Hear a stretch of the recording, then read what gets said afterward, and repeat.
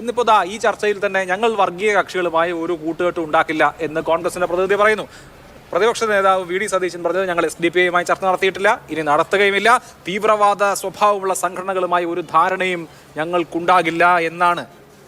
Vote അങ്ങോട്ട് കൊടുത്തിട്ട് തീവ്രവാദി എന്ന് വിളി കേൾക്കേണ്ട വല്ല കാര്യമുണ്ടോ നിങ്ങൾക്ക്? അഭിലാഷേ, ഞങ്ങൾ 2009 ജൂൺ 21 മുതൽ പ്രവർത്തിക്കുന്ന രാഷ്ട്രീയ പ്രസ്ഥാനമാണ്. ഞങ്ങൾ ഈ സംസ്ഥാനത്ത് 2014 ലോക്സഭാ തെരഞ്ഞെടുപ്പിൽ 20 മണ്ഡലങ്ങളിൽ മത്സരിച്ചവരാണ്. അന്ന് കേരളത്തിൽ മത്സരിച്ച രാഷ്ട്രീയ പ്രസ്ഥാനങ്ങളിൽ 3 മുന്നണികൾ കഴിച്ചാൽ 4ാം സ്ഥാനത്ത് വോട്ട് നേടിയ രാഷ്ട്രീയ പ്രസ്ഥാനമാണ് social democratic party of India.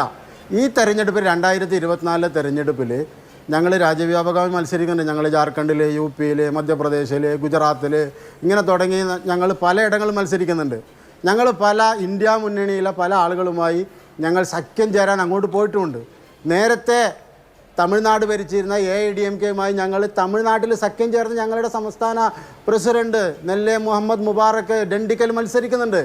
കേരളത്തിൻ്റെ പശ്ചാത്തലത്തിൽ ഞങ്ങളുടെ സംസ്ഥാന പ്രവർത്തക സമിതി കൂടി, സംസ്ഥാന സെക്രട്ടേറിയറ്റ് കൂടി ഞങ്ങൾ ഗൗരവതരമായ ആലോചന നടത്തി. ആ ആലോചനയിൽ കേരളത്തിൽ 2 മുന്നണികളും, കേരളത്തിലെ 20 പാർലമെൻറ്റ് മണ്ഡലങ്ങൾ മത്സരിക്കുന്ന 2 മുന്നണികളും ജയിച്ചാൽ ഇന്ത്യ സഖ്യത്തിലേക്കാണ് ചേരുക. അപ്പോൾ ഇതിൽ ഏറ്റവും പ്രായോഗികമായി നമുക്ക് പിന്തുണക്കാൻ പറ്റുന്ന മുന്നണി ഏതാണ്?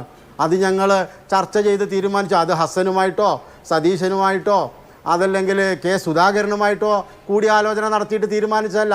ഞങ്ങളുടെ രാഷ്ട്രീയ നിലപാടാണത്. ഞങ്ങൾ കോൺഗ്രസ് നേതൃത്വം കൊടുക്കുന്ന UDF മുന്നണിക്ക് പിന്തുണ കൊടുക്കാൻ ഞങ്ങൾ തീരുമാനിച്ചു. അത് ഞങ്ങളുടെ രാഷ്ട്രീയ നിലപാടാണ്. പിന്നെ സുരേന്ദ്രൻ പറയുന്നതിന് മറുപടി പറയാനിടെ ആർക്കെങ്കിലും കഴിയുമോ?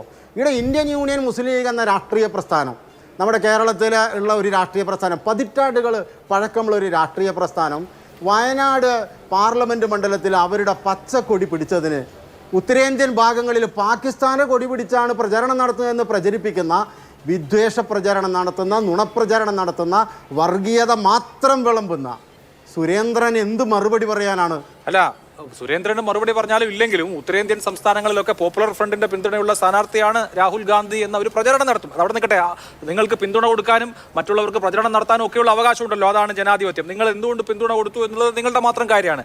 അവിടെ എനിക്ക് അറിയേണ്ട ഒരു കാര്യം, ശ്രീ KK അബ്ദുൾ ജബ്ബാർ ഒരു സംസ്ഥാന വ്യാപക യാത്ര മൂവാറ്റുപുഴ അഷ്റഫ് മൗലവിയുടെ നേതൃത്വത്തിൽ നടത്തുന്നു. അതിനുശേഷം നിങ്ങൾ മത്സരിക്കുമെന്നുള്ള ഒരു മൂഡിലായിരുന്നു എന്ന് മാത്രമല്ല, ഏറ്റവും ഒടുവിൽ കോഴിക്കോട് ഒരു ഇഫ്താർ നടത്തിയപ്പോഴും അതുമായി ബന്ധപ്പെട്ട വാർത്താ സമ്മേളനത്തിലും മറ്റൊക്കെ മത്സരിക്കാൻ പോകുന്നു എന്നൊരു പ്രതീതിയാണ് SDPI ഉണ്ടാക്കിയത്. അത് കഴിഞ്ഞ് ഒരാഴ്ച അല്ലെങ്കിൽ പരമാവധി 2 ആഴ്ച കഴിഞ്ഞ ഒരു വേളയിൽ ഇങ്ങനെ മത്സരിക്കേണ്ട, UDFനെ പിന്തുണച്ചാൽ മതി എന്നൊരു തീരുമാനം എടുക്കാനുള്ള കാരണം എന്താണ്? പലയിടത്തും ഇത്തവണ ഇഞ്ചോടിഞ്ച് മത്സരം ഉണ്ടെന്നാണ് പ്രതീതി. വോട്ടിട്ട് കഴിഞ്ഞാൽ എന്താണെന്നൊക്കെ അറിയൂ, എന്നാൽ പോലും ഇഞ്ചോടിഞ്ച് മത്സരം ഉണ്ടെന്നാണ് പ്രതീതി. അപ്പോൾ അങ്ങനെയുള്ള ഘട്ടത്തിൽ നിങ്ങളോട് ആരും ബന്ധപ്പെടാതെ, ആരും സംസാരിക്കാതെ, ആരും ചർച്ച നടത്താതെ സ്വമേധയാ പെട്ടെന്ന് നിങ്ങളൊരു തീരുമാനം എടുക്കുകയായിരുന്നോ?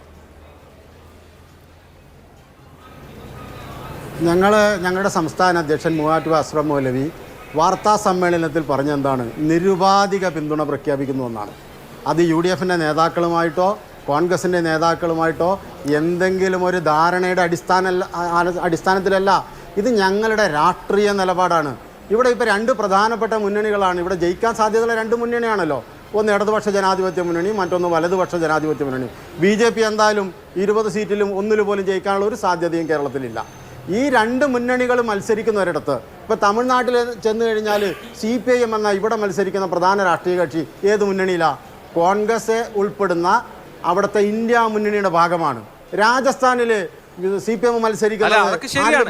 അങ്ങനെയാണെങ്കിൽ നിങ്ങൾ രാജ്യവ്യാപകമായി ഇന്ത്യ മുന്നണിയെ പിന്തുണക്കണ്ടേ? അപ്പോൾ ശരി, ഞങ്ങൾക്ക് ഇന്ത്യ മുന്നണിയോട് സ്നേഹമുണ്ട്, അതുകൊണ്ടാണ് ഞങ്ങൾ പിന്നെ ഈ തരത്തിൽ പിന്തുണ കൊടുക്കുന്നതെന്ന് പറഞ്ഞാൽ, നിങ്ങൾ തമിഴ്നാട്ടിൽ മത്സരിക്കുന്നത് ഇന്ത്യ മുന്നണിക്കെതിരെയാണ്. ഡിണ്ടിഗലിൽ ഇന്ത്യ മുന്നണിയുടെ സ്ഥാനാർത്ഥിക്കെതിരെ, CPMന്റെ സ്ഥാനാർത്ഥിക്കെതിരെയാണ് SDPI മത്സരിക്കുന്നത്. അപ്പോൾ ഇന്ത്യ മുന്നണിയോട് കേരളത്തിൽ മാത്രം സ്നേഹം മതി എന്ന് തീരുമാനിച്ചിട്ടുണ്ടോ കേന്ദ്ര നേതൃത്വം? തമിഴ്നാട്ടിൽ മത്സരിക്കുന്നത് ഞങ്ങളുടെ സംസ്ഥാന അധ്യക്ഷനാണ്. അതൊരു പ്രധാനപ്പെട്ട മത്സരമാണ്. നേരത്തെ പലതവണ AIDMK ജയിച്ച ഡിണ്ടിക്കൽ മണ്ഡലത്തിലാണ് ഞങ്ങൾ മത്സരിക്കുന്നത്. അവിടെ നേർക്കുനേർ ഏറ്റുമുട്ടുന്നത് ഞങ്ങളുടെ സ്ഥാനാർത്ഥി AIDMKയുടെ സ്ഥാനാർത്ഥിയായ നെല്ലെ മുഹമ്മദ് മുബാറക്കും CPIMന്റെ സ്ഥാനാർത്ഥിയും തമ്മിൽ നേർക്കുനേർ ഏറ്റുമുട്ടുന്ന തെരഞ്ഞെടുപ്പാണത്. അവിടെ ജയിച്ചാൽ ഞങ്ങൾ പാർലമെന്റ് അംഗമാവുകയാണ്. അവിടെ വോട്ടിന് വേണ്ടി 10,000-ഓ 20,000 വോട്ടിന് വേണ്ടിയല്ല മത്സരിക്കുന്നത്, ഒരു മുന്നണിയുടെ ഭാഗമായി നിന്നിട്ടാണ് മത്സരിക്കുന്നത്. അതുകൊണ്ട് ആ മത്സരത്തിന് പ്രസക്തിയുണ്ട്.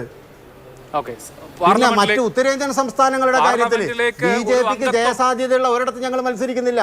ശരി, ഓക്കെ.